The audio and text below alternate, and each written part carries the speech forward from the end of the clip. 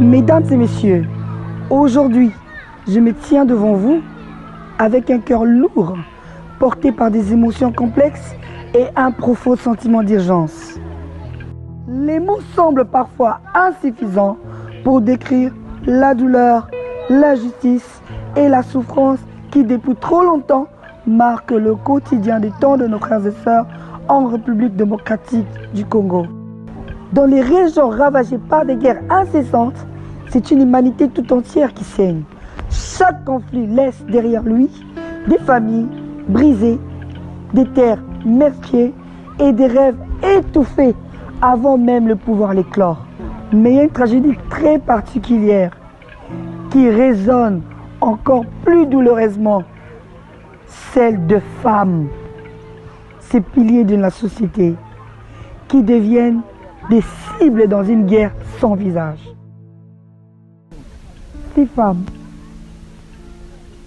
ces mères, ces filles, ces sœurs portent le poids d'une double injustice. Elles sont dépouillées de leur dignité, leur corps transformé en champ de bataille, leur voix étouffée par la peur de l'abandon. Chaque histoire de la violence qu'elles subissent est une blessure dans l'âme collective de l'humanité. Et pourtant, leurs cris restent souvent sans écho, noyés dans la tumultude d'une indifférence mondiale. Mais aujourd'hui, nous refusons de nous taire, nous refusons d'être complices par notre silence. Les larmes de ces femmes sont nos larmes.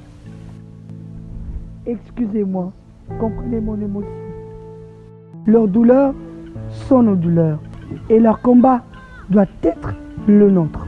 Il est temps de briser les silences de ces cercles vicieux de violence et de souffrance. Il est temps de transformer les larmes en outils de réconciliation, les blessures en opportunités de guérison et la peur en espoir. La paix n'est pas un rêve utopique, c'est une responsabilité commune, un objectif que nous devons poursuivre avec une détermination inflexible. Et nous croyons en Dieu qui est le Tout-Puissant. Ézéchiel 6, 14. Free Congo, c'est moi, votre humble servante, Eloge Matunda, la villageoise. Je dis et je vous remercie.